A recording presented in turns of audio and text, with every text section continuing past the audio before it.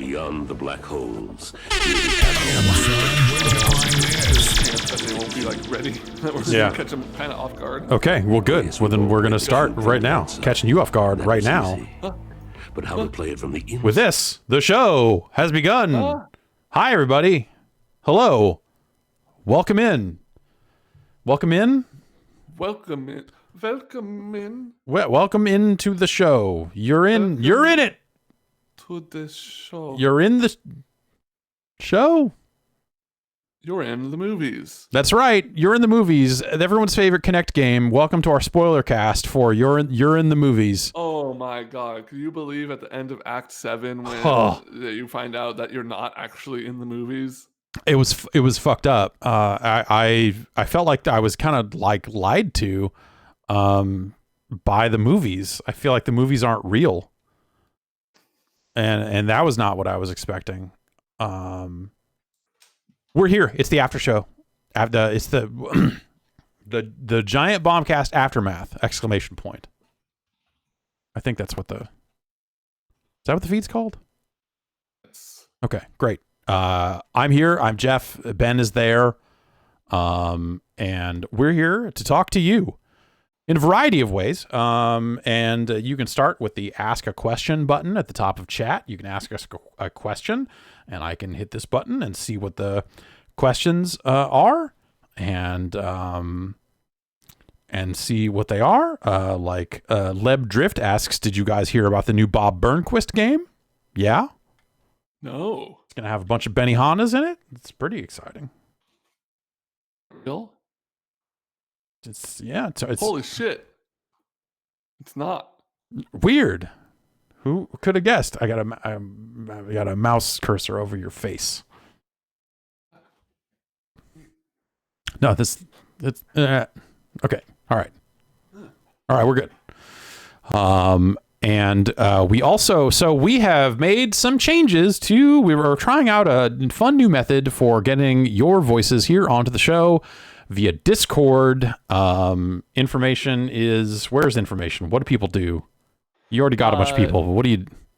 You go to the official Giant Bomb Discord. Did you know we had one of those? Yeah, we made it. We got with the fine folks that have been running it for a while, and also unofficial. And then we said to Discord, "Hey, can you set this up with a hot check mark?" And they did, which I guess now means it's official. So now when people complain to us about like, I got banned from the Discord, those mods are terrible, we can no longer say like, it's unofficial, man, I don't fucking know. Now we have to say like, I don't know, fucking know. We have to leave out the first part of that sentence, I think. And like, maybe just don't be a piece of shit. Did you deserve it? Yeah. Did you deserve it? The answer is probably yes. It'll be like dealing with my dog after she's probably looking at me after destroying my 4th pair of underwear in 3 days. How is she destroying them and she's chewing them up? She takes them to her bed and chews. It's not 3 days. I would say over the course of the year, she's destroyed 4 of my favorite pairs of underwear. Mm-hmm. And a couple of my partners. I'm going to ask this question, and you feel free to answer it or don't answer it. Mm-hmm. Are the underwear clean or are they not? They're not. Okay. All right. Yeah. Just wasn't sure what your dog was into. They're in the hamper on the floor. So I think the last one that happened a couple days ago finally sparked me to go out and be like, okay, I'm going to buy one of those standing hampers that she can't just like rifle through. Definitely. Yeah. That's probably a way to solve that problem. It's, we used to think it was like a separation anxiety thing, which she does have, but we're home all day, every day. Yeah, but you're asleep sometimes, and my wife goes to sleep before I do most nights, and just the schedule with the baby and all this stuff has like really done a number on just like going to sleep at different hours and all that stuff. So anyway, like I'm usually in here for a number of hours while my wife is still asleep. I'm in here just doing whatever, and the cat will come in, or the cat is very confused. The cat doesn't want to come to bed until I come to bed. Because I will, she'll get between us and try to get pets and try to get settled and basically be like a total nuisance all the time, constantly.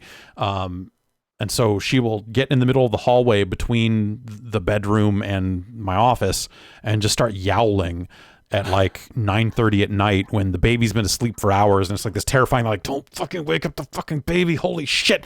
And that's been crazy. That was like, the cat never did that before. I don't know what happened that now suddenly, like, I need to come to bed for the cat to want to come up. Like, it's a weird turn of events. Quarantine has broken not only our brains but our pets' brains too. I guess so. Yeah, I guess so. I don't know. So, anyways, join the official Giant Bomb Discord. There's a channel. There's a URL for that Discord. Discord.gg/giantbomb. Is that what it is? Okay. All right. Okay. It's pretty spot on. Great. If you ask me. Yeah. As far as URLs go. Great. Very direct. And there's a questions tab in a waiting room voice channel. Just ask your question and hop in that waiting room question. And if we like it, we're going to just click and drag you in just like this. If we like it, we're going to just click and drag you in. Hello, caller. I hear me talking and me Please turn down your radio. Hello, caller. What's your name? Where are you calling from? Hey, this is Maria. I'm calling from London, England. Hi, Maria. What's on your mind? So I was just wondering about, work and jobs and how much I miss just like being in an office and doing my regular job. And I was wondering if you guys were like an NPC in a fictional video game world that wasn't subjected to the current quarantine and lockdown restrictions, what kind of job you would want to do and what the game would be. What kind of job would I want to do? Thank you for your call. I would probably want to be some kind of driving person because it'd be so much easier. It's so much weirder now. But I guess actually like being a pedestrian is probably a lot easier now too. Like being an NPC in a Grand Theft Auto game when there are no cars on the road is probably great because you're not getting run over all the time. Don't even have to look both ways when you cross the road. Just go right ahead. Yeah, just get right out there. Just walk across the freeway or something. But actually, there's been more cars on the last time I was out on the freeway. There were more cars on the freeway than I thought there would be. It was definitely like, oh, I would die out here if I was trying to walk across this.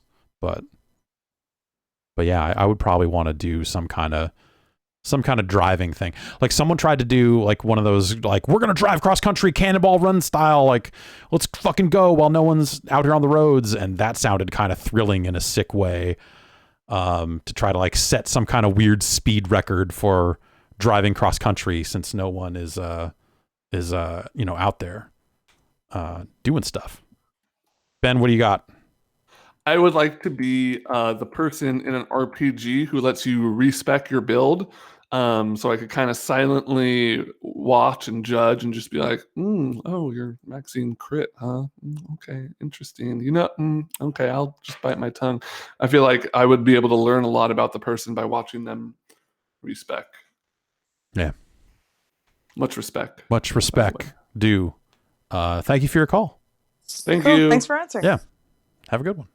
And then I can just drag him out of the channel. You're just like a bouncer. You're just like, bruh.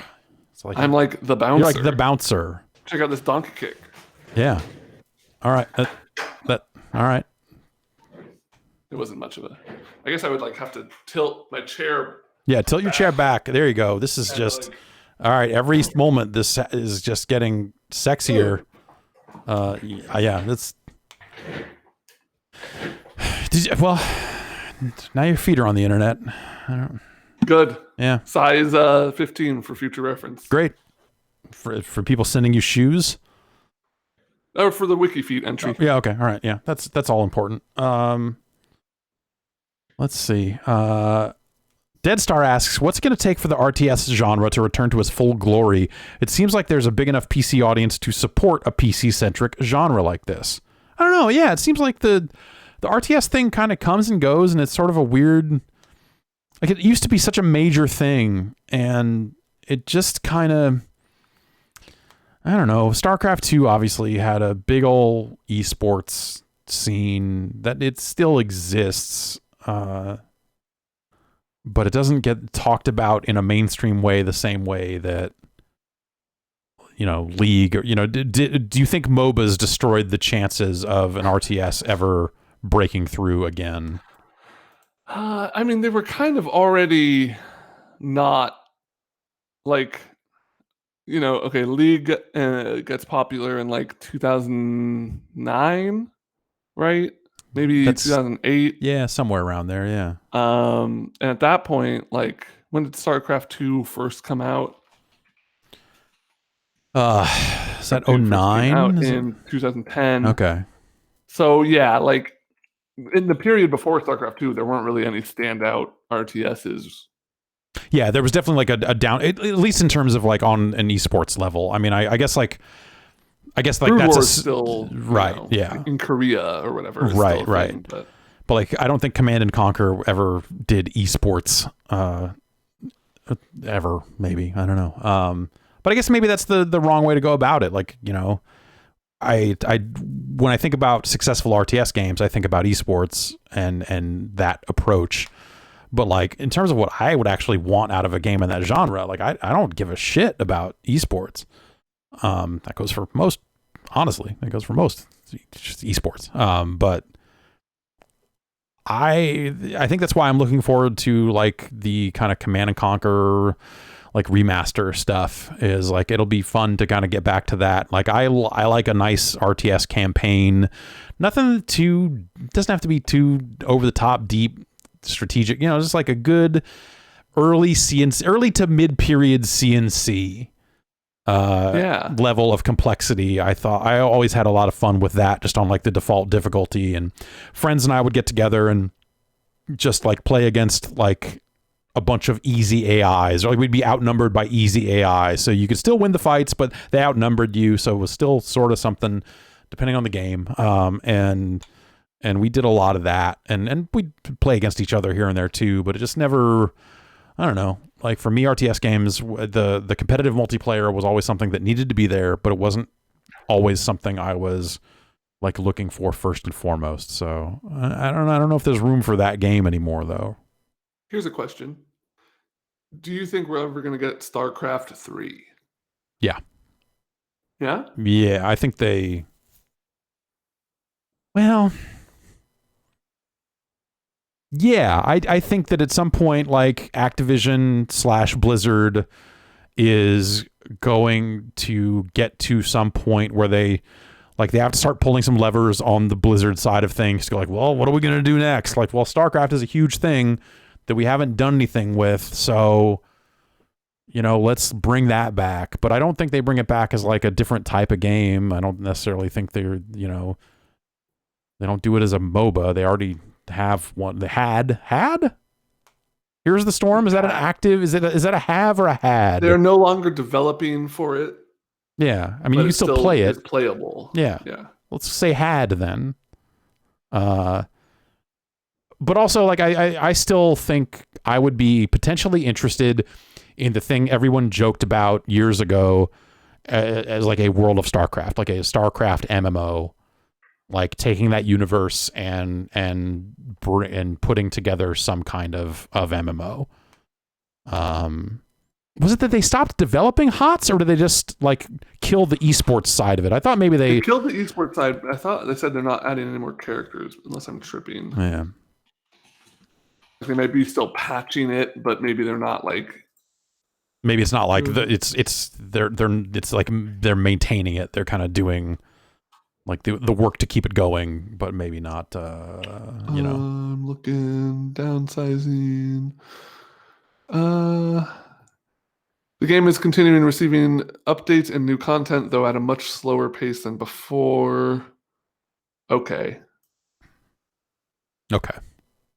So it seems like, yes, they are maybe winding it down, but not. Like kind of still technically updating it, but it's not something that they're... It's not a priority for them, maybe. BF Callet says, with Evo going online for this year, do you see problems rising with lobby availability and players' ability to join a specific lobby, seeing as fighting games don't have the best server/lobby systems? For example, Dragon Ball FighterZ limits lobbies to 64 players. I feel like they could do one-on-one private matches. It's just a matter of like still do private. Yeah, matches. you can get two players to fight each other. It doesn't necessarily need to be in a lobby. You you need a way to verify what happened and broadcast what happened. So I think that between passworded lobbies or just like 1v1s or whatever, I think the problem you maybe run into is like the spectator side of things. And how do you get that footage out of people? Because like you could have someone stream it, but then they're going to have the extra double excuse of like, not only is this an online tournament, but I also had to run a stream. And that impacted my ability to play well. This is bullshit. So it's an uphill battle. But maybe they choose games accordingly, right? They probably have to choose games that can be shown well in that situation, whether it's like the commentators are in there as spectators. This is something we had to do. We had a show at GameSpot called Tournament TV, where we were trying to do esports for the everyman. We wanted to just have like, hey, this is esports for all. You don't need to be fucking... You don't need to be fatality. Fatality. I was literally going to say fatality. I'm glad that we are the same levels of nightmare. But like the idea was just like, hey, this is like, these are tournaments for regular ass people. You don't need to devote your life to a single game to do this. And we had prizes, and it wasn't like big prize purses or anything like that. And obviously it was hard to weed out like, are you a pro player? Yes or no? But it was a different time. Yeah, but the hardest thing we would have is like, okay, we want to have some kind of tournament that leads up to the finals being a live show. So Jody, who was doing community management at the time, would have to run all these tournaments off to the side and get us to the final brackets or whatever. And then it had to be a game that we could spectate properly. And the number of hoops we had to jump through, because a lot of games just didn't have that the way you needed it. It was annoying. And I feel like games have only gotten marginally better at that. And it's only specific games, and only, like even like Call of Duty has its codcaster spectator stuff, but sometimes it seems like only the games that Treyarch makes has the really good spectator stuff because they care about it in a way that the other devs didn't. And even it didn't even get standardized there. But I think actually Modern Warfare, I think, does have a lot of, anyway, point being, Evo's going to have a hard time depending on which games they choose or whatever. I think the games they choose to do will be dictated by which games have the easiest and most like official hard to fake spectator shit, right? Yeah. I'm God. Well, like, I follow a decent number of Smash players on Twitter, and just seeing people, like, the discourse about Smash Online was already getting rough before like it was announced that Evo was online only, because people started doing more online tournaments. But like, do you know that game has minimum 12 frames of input lag when you're playing online? Fuck. Huh. Well, it's a good thing that that's a very mushy game that doesn't deal in specific frame stuff anyway, because it's just like a kid's game for kids. So no one should care, right? That's, right. Yeah, that's, oof. Because the game is like built with 7, and then the online introduces another 5, and so that's like on a wired best case scenario you have 12. Right. So it's more like you probably have like 15 to 18. Yeah. Was it Skullgirls that was patching in like a Wi-Fi wired indicator? Yeah, I think it was Skullgirls. I remember that.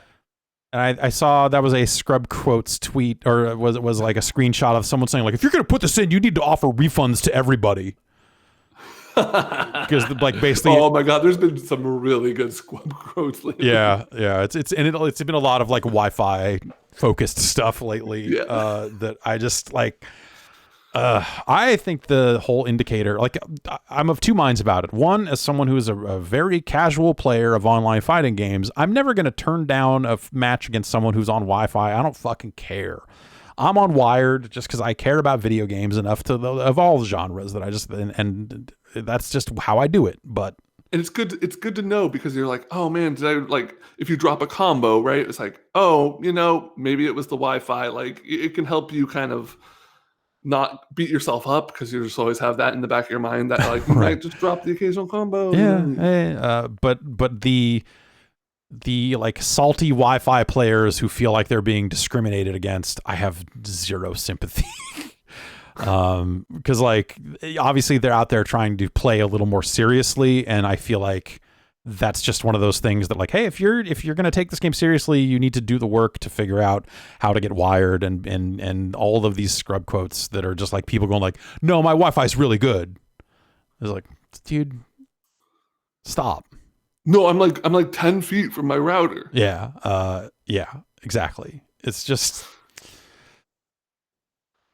yeah, I feel like that's one of those things that's just like, if you're going to try to take this seriously and run in those types of circles, just get that out of the way up front and figure out a solution to that, because that's par for the course. That's the cost of doing business, all that sort of stuff these days. So, yeah. Why don't we take another call? You got another call? Another call? Sure do. Got another call right here. Hi, caller. What's your name and where are you calling from? Hey, this is Enoch, and Jeff, calling from Atlanta. Awesome. What's the word from Atlanta? What's Atlanta like? Atlanta is scary because our governor decided to do a very stupid thing. Mm-hmm. But I'm hanging there at home. Nice. Stay safe. What's on your mind? What do you got? What's going on?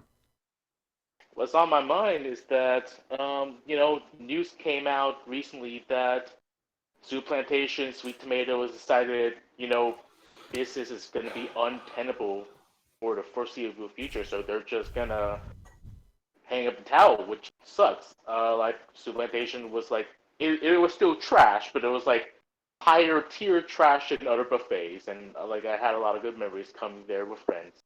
And I just started thinking, like, well, shit, if Souplantation can't make it out here, what's going to happen to all the other buffets out there after we're done with this whole thing?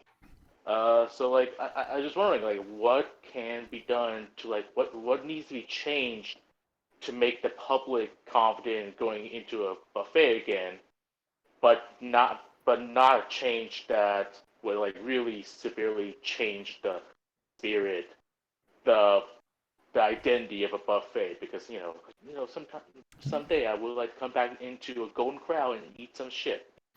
Yeah, now you're talking. That's a great question. Thank you for your call. Thank you. Yeah,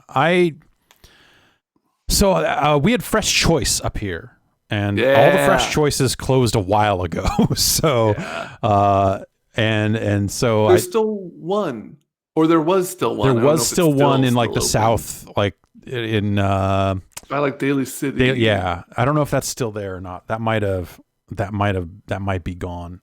I went there like 3 years ago, so yeah. I don't know. I'm not sure either.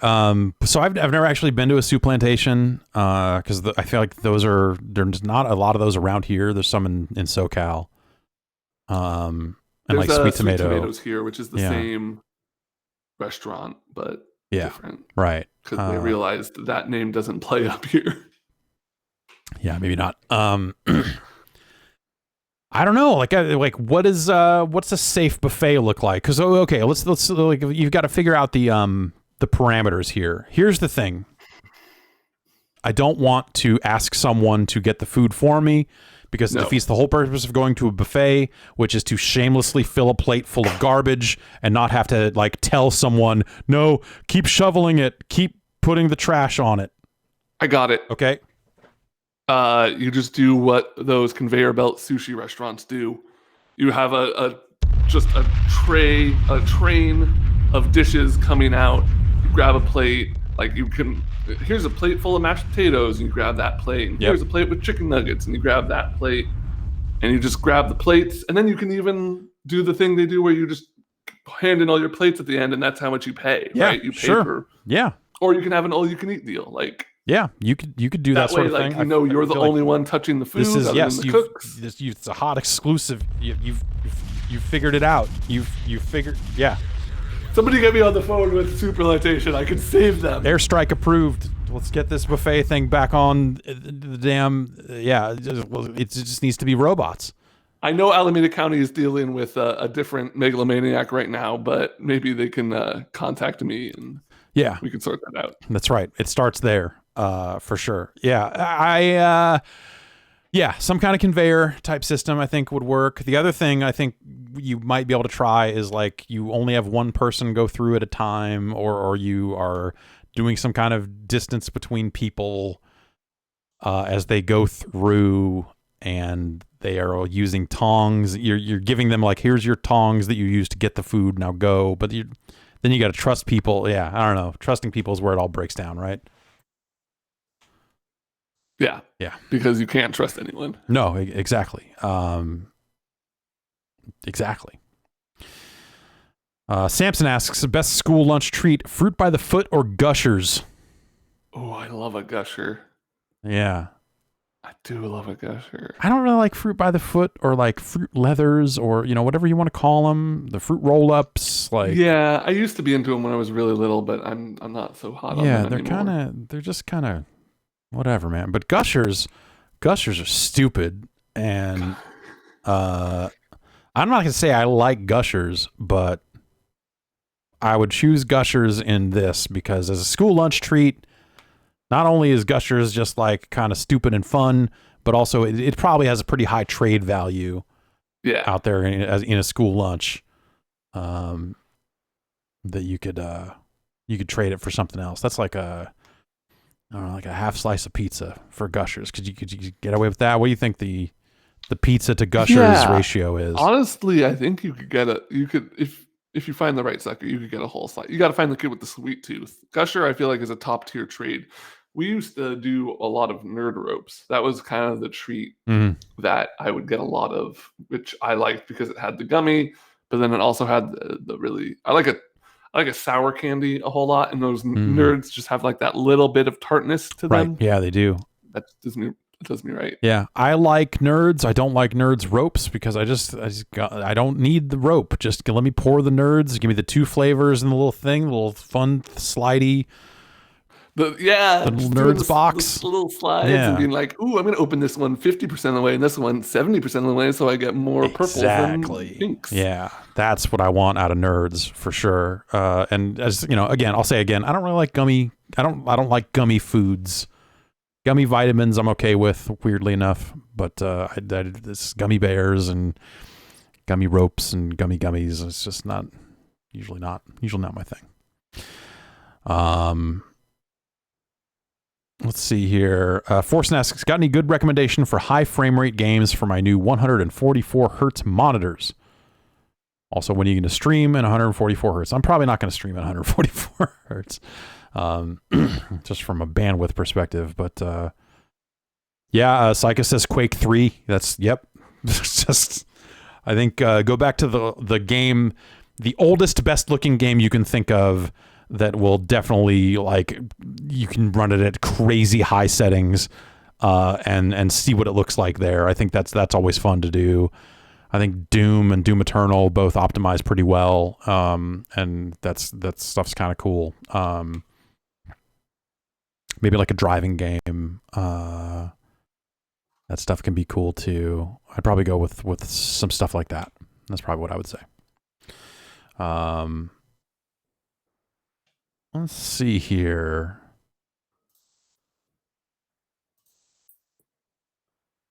Cloudmark93 says, according to Bethesda, The Elder Scrolls 6 is still years away. If it were to release in 2026, it would be 15 years after Skyrim. Do you think they can maintain a fan base after all those years? I mean, I don't necessarily think that Elder Scrolls 6 is 6 years away. Like it's years away, but is it 6 years away? I don't know. Who knows what's going on right now? Well, yeah, troubling times. Yes, but if Starfield is up first, like you have to remember that like there are certain segments of the fan base that like take any of those Bethesda games as the next one of those, and whether it's Fallout or whether it's Elder Scrolls, and so Starfield will probably fall into that rotation at least a little bit, and so the release of Starfield will kind of keep people going.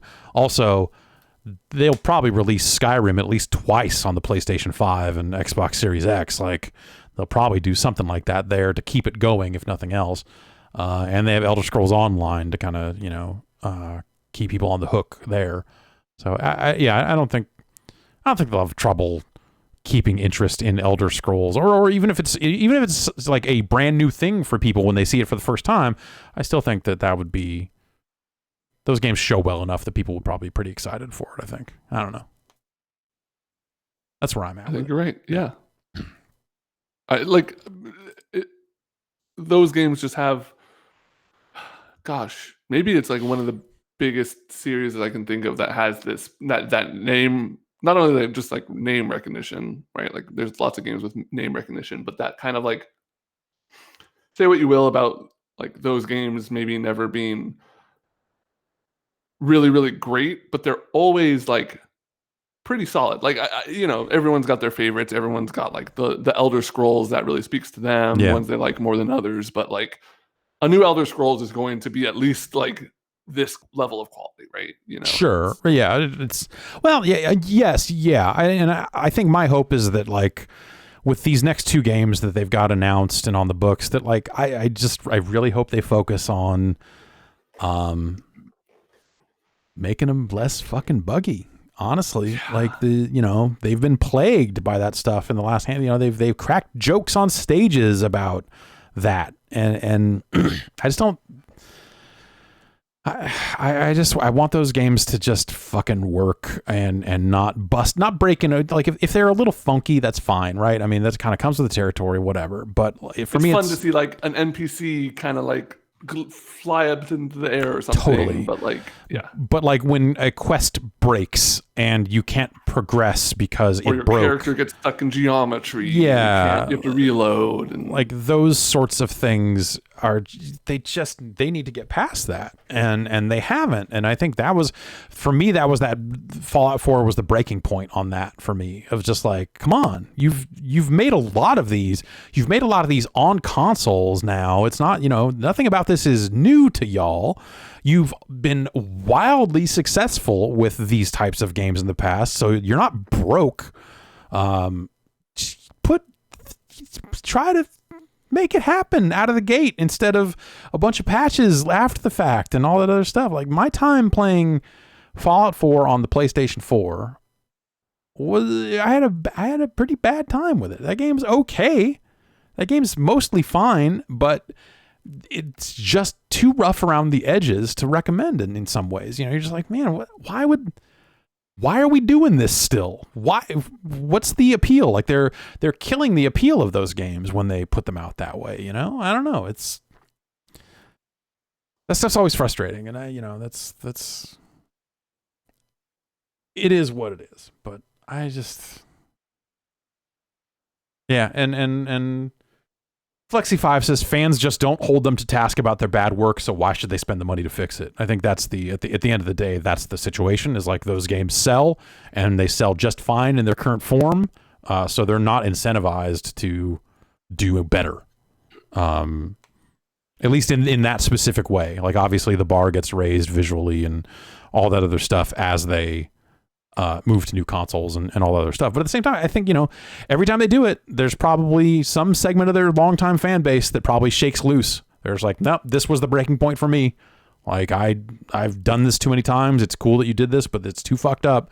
Or you monetized this in this bad way. I feel like they've blown it in a lot of different ways over time that, eventually that adds up. But they've got a lot of fans, so it probably still works out in their favor even now. Yeah. But yeah, you got another person, you got another call here. You got another thing? Sure do. There's so many people on this channel. I have to scroll like that. Oh, hi Ben. Hey Jeff. Hello. What's your name and where are you calling from? My name's Joel, and I'm calling from Brooklyn. Hello, Joel. What's Brooklyn? Where Brooklyn at? Where Brooklyn at? We are doing better than we have been Cool. as far as that stuff goes. And I've actually got a question for you, which is kind of Brooklyn related. All right. Hey, look at that. A Super Mario Brothers 1993, the motion picture. Apparently, sometime last year, there was a VHS tape unearthed with 15 minutes of previously unseen footage from a rough cut of the film, including Iggy and Spike doing a rap about overthrowing Koopa and all kinds of great stuff that probably should have stayed in. And I'd be happy to talk more about that, but you can just find it about like smbmovie.com or whatever. What I want to ask you is if you could find unseen footage for a movie, what movie would it be, and what would you hope to find? Huh. I always there were a lot of stories about that there being a lot more scenes written or even shot in some cases for the Kids in the Hall movie Brain Candy. That were cut or removed, or there was always like a talk that there was some other cut of that film somewhere that existed in some form or something like that. And so that was the thing I was always like hoping would surface someday, was like, here's all this other Brain Candy stuff. But I don't think anything major ever really kind of came out of that. But yeah, that's a shame. Yeah. That's my choice. Ben, I have vowed never to see the movie Cats until they officially release the unedited version that features all the cats having buttholes that were digitally altered and removed months before the movie came out. Yeah, the anatomically correct cut. Yeah. Choice. Yes. The Snyder Cut, they call it. When people say release the Snyder Cut, I think that's what they're talking about. I'm pretty sure that's what it is. Yeah. Thanks for your call. I have to look up. No, I'm not. Like I was just about to say I'm gonna have to look up this rap scene you're talking about, but I don't know that I do have to do that. Well, apparently one of those guys was the original drummer for Sonic Youth, and apparently the movie was originally supposed to be scored by Sonic Youth and the Red Hot Chili Peppers, but then the producers like overruled it. I'm telling you, like I just fell down this hole last week when I rewatched the movie, and the guy who runs this archival account tweeted at me, but there's a lot of interesting lore behind the scenes there, besides the fact that it was just, a terrible production that ruined everyone's life who was involved, which I think we already knew. Yeah. Yeah. No, that's that sounds like that's exciting and interesting, but also, oh God, I don't want to devote any more of my brain to the Super Mario Brothers movie than I already have. You know what I mean? It's just, there's already... No, that's fair. You got to do you. Yeah, but at the same time, well, it gets dark at night, man. Thanks for your call. Of course. Thanks for taking it. Have a good one. You too. Bye. What if the Super Mario Brothers movie had an all ska soundtrack? Still scored by RCHP? Yeah, Red Hot Chili ska. Red Scott Chili Peppers. Red Hot Chili Pick It Uppers. What movie? I just watched a movie recently that had Flea in it. Back to the Future. No, what was it? The Chase with Charlie Sheen. I can't remember. There was a good ska joke, but it's gone. It's gone. There's no such thing as a ska joke. They're all dead. Ska is deadly serious. That's true. Ska is life or death, man. You're either in or you're out. Alive or dead. You're either putting it down or you're picking it up. That's right. And by putting it down, I mean putting your body in the ground, because you might as well be dead if you're living a life without ska. Crackety Jones says, what team should make a new Gunstar Heroes? I'm just going to say Treasure. Get him back. Make him. Treasure still making games? No, not. Get the people that made Gunstar Heroes to make a new Gunstar Heroes. I don't like. Dan City says the Cuphead team. Like, oh yeah, maybe, yeah, I guess. They put out a game in 2014, Geist Crusher God for the 3DS. Right. Yeah. I wonder what they're. I mean, wonder what they're doing. Oh, I didn't know they did that McDonald's game. Yeah, no, that's totally them. Treasure. They did a Yu Yu Hakusho game. Which one is this? Damn, Treasure. Oh, it's that weird fighting game. Okay. Fistplap says, "Can we remake Bill Laimbeer's Combat Basketball?" No, we cannot. I don't know a lot about basketball, but I've been watching The Last Dance, the Michael Jordan documentary. Yeah, it's really good. They should make an FMV game out of The Last Dance. They should. Yeah, you're just like, which clip are you going to show Michael? Yeah, he's angry because you showed him all this Isaiah Thomas footage. There's a part where they're like talking about people fouling him, and they just show like Bill Lambier just messing him up, and I'm like, oh, was he actually like? Did he have a reputation for being a very aggressive player, and that's why he made the combat basketball game? Something of yeah. I believe he had something of a reputation as being that dude, but I don't know how much that game. So that game came out on the Amiga first as Future Basketball. It's literally just named Future Basketball.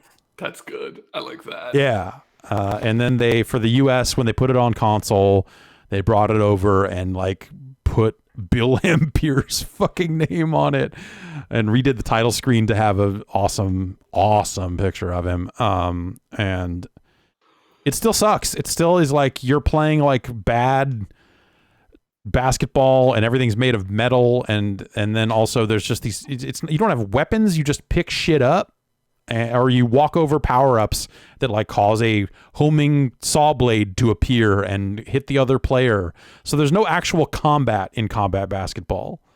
It's like there's no it's a really shitty game. It's hard to it's real bad. It's real goddamn bad.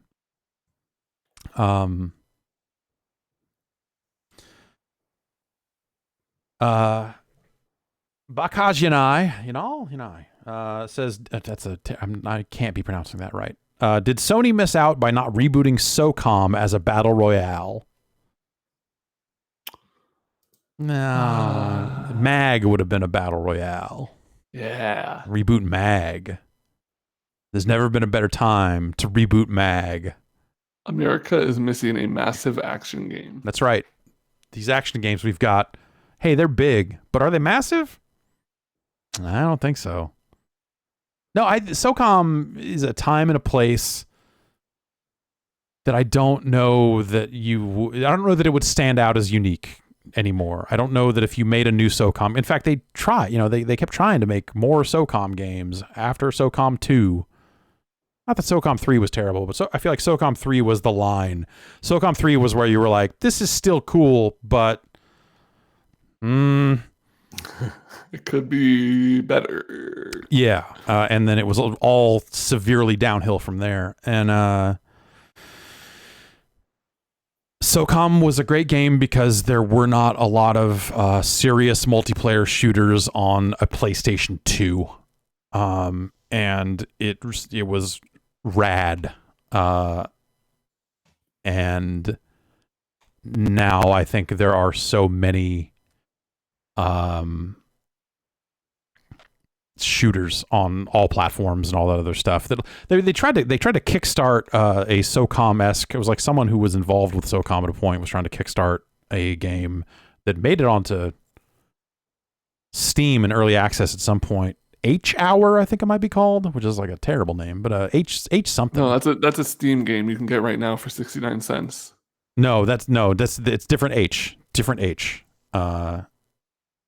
And I don't think SOCOM works as a PC game because I think that like there's obviously like a billion PC shooters and you know a lot of those games have crossed over to console and become very big in a way that like I just don't think there's a lot of room for SOCOM. Like SOCOM doesn't stand out compared to a lot of that stuff. And I fucking loved SOCOM 2 and played a lot of SOCOM 1, SOCOM 2, and less SOCOM 3, but still a fair amount of SOCOM 3. Great games. Method Man's a big fan of the SOCOM franchise. Didn't know that. He had a shout out to like his clan mates on one of his albums. Pretty ridiculous, but also amazing. That's real. That's how you know it's real. Yeah. If I ever make an album, I'll definitely shout out the Canadian wonder kid who carries me in Dota all the time. Yeah. I feel like that's the least you could do at this point. Yeah, I don't know. I love SOCOM, but I think that they were right to abandon it. They tried all those portable games. There were like PSP SOCOM games. They did the PS3 SOCOM game that worked with the gun controller. But like the other thing was like those games had campaigns and they had voice support. So like those games came packed in with a headset. I was jealous of that. I would read about that in gaming magazines and be like, holy shit, you can talk to people on the internet. Like, oh my God. But also, that's the peak. Yeah, but also you could talk to your AI teammates and order them around. And give voice commands to your it's like Odama. Yeah, it's like totally. It's like Odama. Only it worked. And Odama pretty much. Odama worked, right? Did you play much Odama? I'm trying to remember. Did Odama work? Odama worked. The thing about Odama is it was hard as hell. Yeah. It was like really, I got to like the 3rd level, and I owned that game. And so like when they would start rolling out more complex, because like the basic stuff was like move forward, move back, change. For the people who didn't know, Odama was a pinball game that came with a little mic.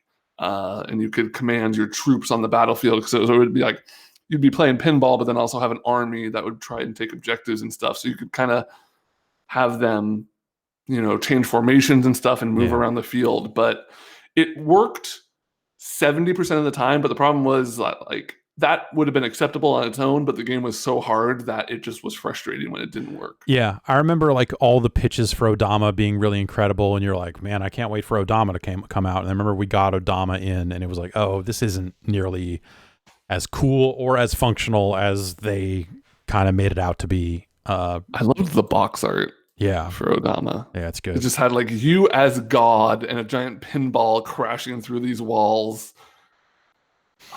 It's a cool idea. Thanks, Odama. Yeah. But yeah, SOCOM. I love SOCOM. Or I loved SOCOM, but you kind of can't go home again on that one. I think that's sort of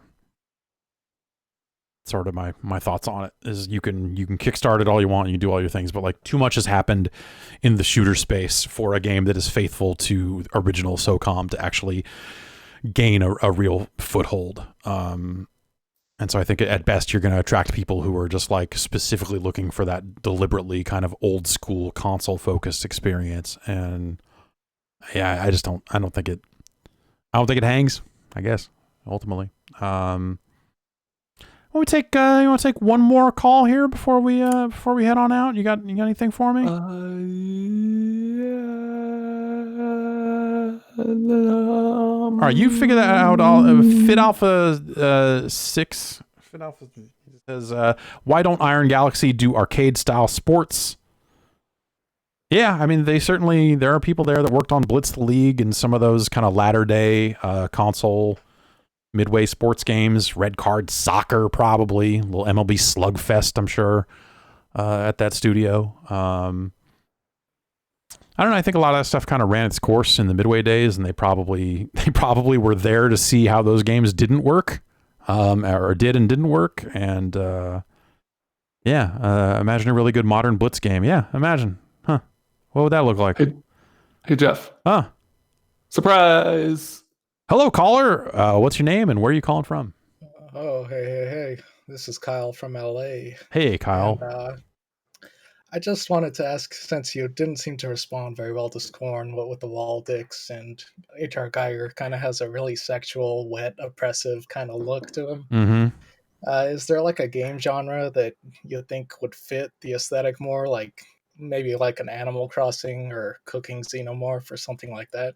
Yeah, I think. What if it was just like a dungeon keeper? Like what if you're like building some kind of evil, awful place, and you want to make it look as disgusting alien porn as possible to murder, like what if you're the aliens and you've got to like build up defenses for an eventual, the Marines. Yeah, the Marine. When the Space Marines come, you need to have built enough weird wall dicks to take them out or infest them or. Yeah, impregnate them, chestburster type of stuff. I feel like if you're making a video game in 2020 and you can't impregnate people, what are you even doing, right? What's the point? Yeah, that's just where we're all We're all thinking it, so why not do it? I think you're onto the first half of what I want with Animal Crossing. I think like a home decor kind of like spruce up your house, kind of make it appealing, but then also throw in like some dating sim elements, just like not even necessarily 100% just dating sims, but like social link sort of stuff. Like I want you to try and like inner xenomorph relations. I want to know more about. Like I want to know about like the different cliques of the xenomorph. Maybe it's a high school sim, right? And you get to like you're like the new student at Xenomorph High, and you have to kind of like navigate through. It can be kind of like How to a Boyfriend. That's what I want. What about like a little bit of Spore or Dark Spore in there with like some of the kind of, creature manipulation you could do there? Oh yeah, but instead of like it being optional to be gross, it just has to be. Yeah, it's like a Happy Home Academy for like the most disgusting thing. How many wall penises you have? Exactly, yeah. And it's not like you don't want a tasteful number of wall penises. You want as many as you can possibly fit. Right? Yeah. I mean, that's how you get the high score. That's the ultimate in feng shui for a game like that. I think that's where I'm at with it. Thank you for your call. All right. Thank you. Take care. Yeah, man, I don't know. That the whole Geiger look never really like I was never like a big Alien/Aliens guy. I like those movies a lot. I don't have any desire for that aesthetic outside of those movies. Yeah, except for the end of Contra. Sure. Yes. Yes. The last level of Contra and the Aliens franchise, and that's where it stops. Yeah, for sure. Let's see here. We got any more questions coming through here before we wrap it up? I think we're doing all right. Forsen says, "Hey, I have the opportunity to purchase a used GBA SP for pretty cheap, but then I realized it's the one that's front lit and not backlit, so the screen is not as good as my fully functional DS Lite. Should I buy it anyway because it's so small and cool? I like the GBA. I like the SP. Yeah, I think the SP is all right. Get yourself an SP. There's you can always get like one of those top lights for it. Yeah, yeah, exactly. Get a magnifier, magnifying glass, and bolt it to it. But no, there's you can get like replacement screens or bezels, or there's like people are modding those GBA SPs. Peter Brown, before he departed the company, came by my desk with a nicely modded SP that was just beautiful. The screen in it was amazing. So if you get it for cheap and then, investigate some of those mod kits and see if there's anything there that you could, that you could take advantage of, then I might recommend, that, hey, it's a fun tinkering project or something. You could get into something like that. All right, well, I think that's going to do it for us here at the show, this here after show. Ben, what do you got? What's the plan here? I'm gonna go make one of those UFC pizzas. All right, you go make one of those UFC pizzas. Garlic supreme. I'm gonna go find out. My wife had a call with the baby's doctor to talk more about leg stuff. She's out of this leg brace during the day now, and all right, yeah, she's doing good. But they said, hey, you should put her in the brace at night still for as long as she'll tolerate it. And then it turned out she did not tolerate it. So we called back to be like, is that okay? Or is it going to bust her legs again or what? So I don't know what the answer to that question is. I just heard her on the phone. So I'm going to go find out. I had a fun thing of phone tag with the hospital going back and forth, trying to set me up for a standard MRI thingy. And I'm just like, oh, I can't make it. I can make it this day. And they're like, oh, you can't do it that day. And the other day, blah, blah, blah, blah, blah. Finally talked my partner into taking the day off so they could drive me. Mm-hmm. I was getting ready to tell you guys to take the day off, and the person was like, oh, I looked at your chart wrong. It says it's supposed to happen in 2021. Well, at least you're scheduled for next year.